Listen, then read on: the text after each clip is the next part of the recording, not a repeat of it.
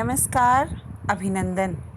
बच्चों, कल हमने यशपाल जी द्वारा लिखित लखनवी अंदाज इस पाठ को समझा था।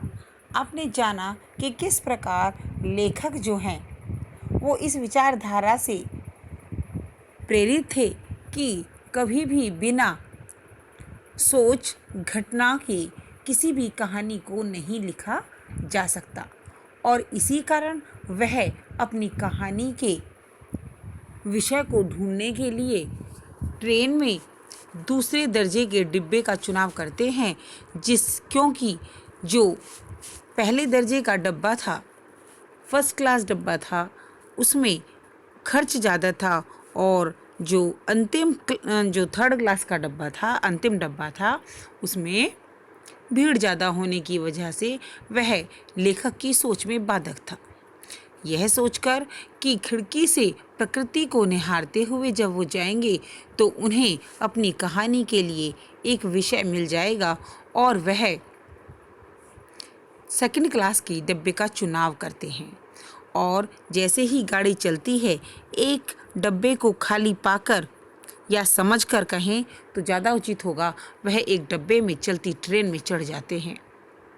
लेकिन जैसे ही वह ट्रेन में उस डब्बे में प्रवेश करते हैं, वो देखते हैं कि वह डब्बा खाली नहीं था। वहाँ पर एक सफ़ेद साफ सुंदर कपड़ों में एक व्यक्ति बैठा था, जिसने उनके डब्बे में प्रवेश करते ही उन्हें एक बार देखा, और उनके हाव भाव से लेखक को लगा कि शायद वह जनाब लेखक के उस डब्बे में आने से बिल्कुल भी प्रसन्न नहीं थे। इसलिए अपने आत्मसम्मान की रक्षा के लिए वह चुपचाप बैठ गए। तभी उन्होंने देखा कि जो व्यक्ति उनके सामने बैठा था, उसने एक साफ तौलिए पर बड़े सुंदर खीरे जो हैं वो रखे हुए थे, और लेखक के आने के बाद उसने किसी भी प्रकार का उत्साह लेखक को नहीं दिखाया कि जैसे वह उनके डब्बे में आया है तो वह उन्हें देखकर प्रसन्न है। वह अपने खीरों को उठाते हैं, धोते हैं, तौलिए से पोंछते हैं, छीलते हैं, काटते हैं, और बड़े प्यार से नमक मिर्च बुरकते हैं, और फिर लेखक से पूछते हैं। लेकिन लेखक उन्हें मना कर देते हैं, और उसके बाद भी जब दोबारा उनसे उनकी खुशबू को सूंघ कर, देख कर, दिखा कर वह पूछते हैं, तो लेखक अपनी पहली बात को रखने के लिए पुनः उन्हें यह कहकर मना कर देते हैं कि खीरे से उनके पेट पर असर पड़ता है। अब वह जो शख्स उनके सामने बैठे हैं, वह भी उनकी बात को सुनकर चुप हो जाते हैं, और अपने खीरों की तरफ देखते हैं। देखते हुए वो एक एक फाँक को बड़े प्यार से, जिसे उन्होंने छीला था, नमक लगाया था, धोया था, पोंछा था, सारे काम किए थे, उसे अपनी नाक तक ले जाते हैं, सूंघते हैं, उसकी खुशबू का रसास्वादन करते हैं, लेकिन केवल दिखाने के लिए कि हाँ, यह खीरा भी उनके लिए ठीक नहीं है, उसे खिड़की से बाहर फेंक देते हैं।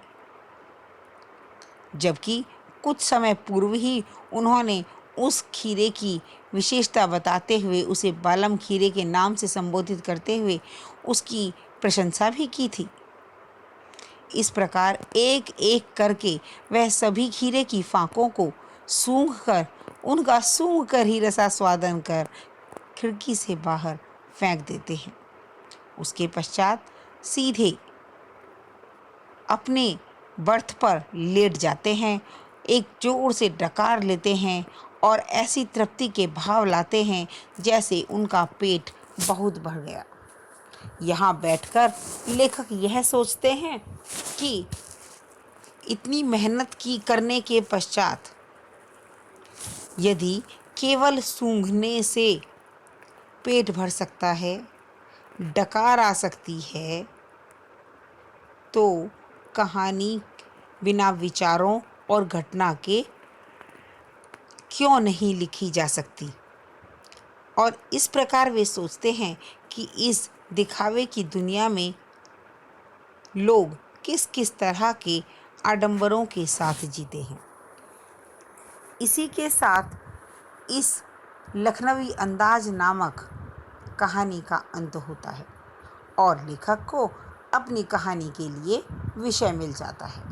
अब हम आगे बढ़ते हैं और इसके प्रश्न उत्तरों पर विचार विमर्श करते हैं कि लेखक इस कहानी को सुनाने के बाद आखिर हमसे क्या जानना चाहता है।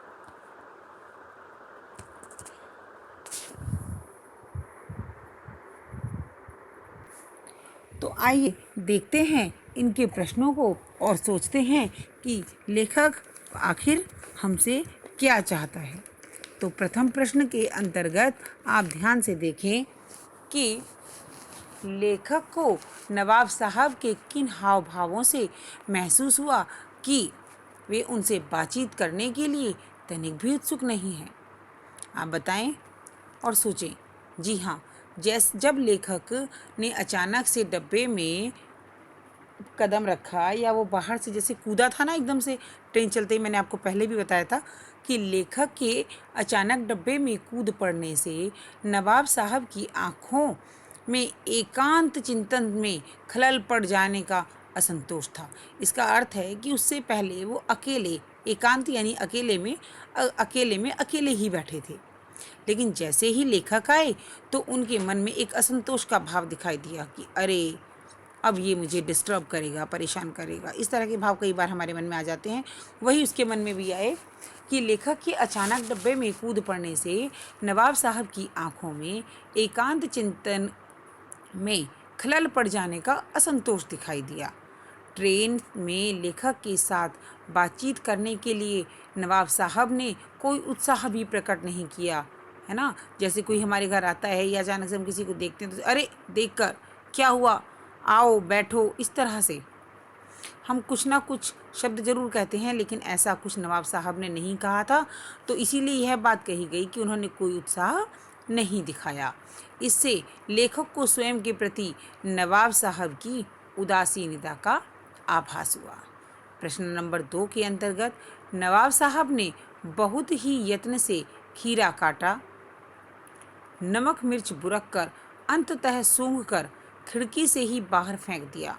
उन्होंने ऐसा क्यों किया और ऐसा करना उनके कैसे स्वभाव के विषय में बताता है। आप एक सेकंड के लिए विचार करें कि जिस व्यक्ति ने एक खीरे को खाने के लिए इतनी मेहनत की और वह फिर उसे केवल सूंघ कर ही फेंक देता है, ऐसा क्यों? नवाब साहब ने सही मायने में खीरे को खाने के लिए ही उसे काटा, नमक मिर्च बुरका, लेकिन फिर खिड़की से सूंघकर उसे बाहर फेंक दिया। तो उनका जो ये व्यवहार था वह तो केवल यही दिखाता है कि नवाब साहब लेखक के ऊपर अपनी अमीरी का रौब झाड़ रहे थे या उन्हें दिखाना चाहते थे कि वो कितने अमीर हैं। और उनका ऐसा करना उनके अहंकार, दंभ कहते हैं, अहंकार और मिथ्या आडंबर को ही प्रदर्शन करता है और उनके व्यवहारिक खोखलेपन को दर्शाता है। तीसरे प्रश्न के अंतर्गत बिना विचार घटना और पात्रों के भी कहानी लिखी जा सकती है। यशपाल जी के इस विचार से आप कहाँ तक सहमत हैं? इस कथन के द्वारा लेखक ने नई कहानी के दौर के लेखकों पर व्यंग्य किया है कि किसी भी कहानी की रचना के लिए उसके आवश्यक तत्व, अब कहानी लिखने के लिए ज़रूरी चीज़ें क्या क्या हैं कि कथावस्तु, उसके बाद पात्र, घटना, और जब ये सब चीज़ें मिलती हैं तो एक कहानी का निर्माण होता है। तो वो कहते हैं कि इनके बिना तो कहानी संभव ही नहीं है। कोई घटना होगी, कोई कथावस्तु होगी, तभी तो वह आगे बढ़ेगी। पात्र होंगे तो उनके संवाद होंगे और ये कहानी के आवश्यक तत्व हैं और इनके बिना कहानी नहीं लिखी जा सकती है। आप इस निबंध को और क्या नाम दे सकते हैं या देना चाहेंगे? इस कहानी का नाम आप सोचिए खुद कि क्या हो सकता है कि जो है लेखक नवाब साहब की झूठी शान के विषय में देख रहा है, समझ भी रहा है बिना कुछ कहे, तो इस कहानी का नाम वो झूठी शान भी रख सकता था, नवाब साहब भी रख सकता था, एक थे नवाब साहब यह भी रखा जा सकता था, खीरे की कहानी बहुत, लेकिन मुख्य रूप से झूठी शान, लखनवी अंदाज, नवाब साहब और झूठी शान, इस तरह के शीर्षक जो हैं इस कहानी को दिए जा सकते हैं। आज हमने जिन 3 प्रश्नों को समझा और हमने आपस में बात की जिसके बारे में, आप उन प्रश्नों को पूर्ण करेंगे, समझेंगे और समझकर ही लिखेंगे। अगर मेरे बताए हुए तर्कों के अतिरिक्त कोई तर्क आपके भी समझ में आता है तो आप मुझे बताकर उसे भी लिख सकते हैं। आज के लिए इतना ही।